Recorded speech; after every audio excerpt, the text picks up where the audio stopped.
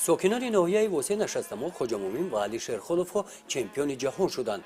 خواهر و برادران در مسابقه بین المللی بین عربستان از روی ورزش یک حربه شرقی موای تای که ماه اکتبر در شهر ریگای دولت لیتوا برگزار گردید غالبان این مسابقه جهانی گردیدند. در بین 50 دولت جهان آنها بر رقیبان خود غالب آمدند. بعد بازگشت به تاجیکستان در ناحیه واسه ساکنان ناحیه چمپیون ها را انا همین طور گرم و صمیمی استقبال گرفتند. در بین 50 دولت جای اول اشغال نمودیم. یکم رقیبی من از لاتویا بود، دومش از پولشا بود. پولشا قطعی لاتویا برآمده، پولشا لاتویا را مغلوب کرده.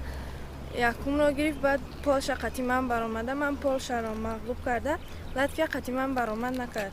لاتویا اتکاس کرده، من جای اول را اشغال نمودم. من خودم را خوشحال حس کردم که در مابین 50 دولت جای اول را اشغال نمودم. خودم را خوشحال حس کردم.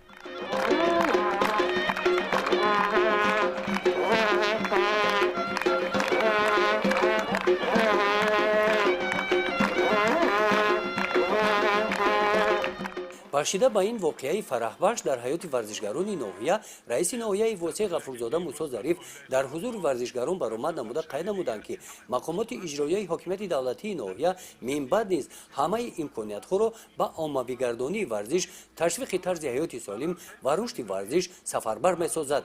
با والدان چمپیون های نورس برای تربیت درست فرزندان از نام مقامات اجرایی حاکمیت دولتی ناحیه واسه اظهار سپاس بیان نمود.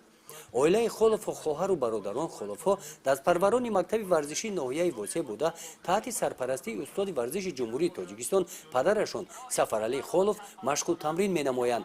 سال گذشته از همین عائله پنشیر سعید و شمشیر خلوف در همین نمود ورزش عنوان چمپیون جهان را صاحب شده بودند.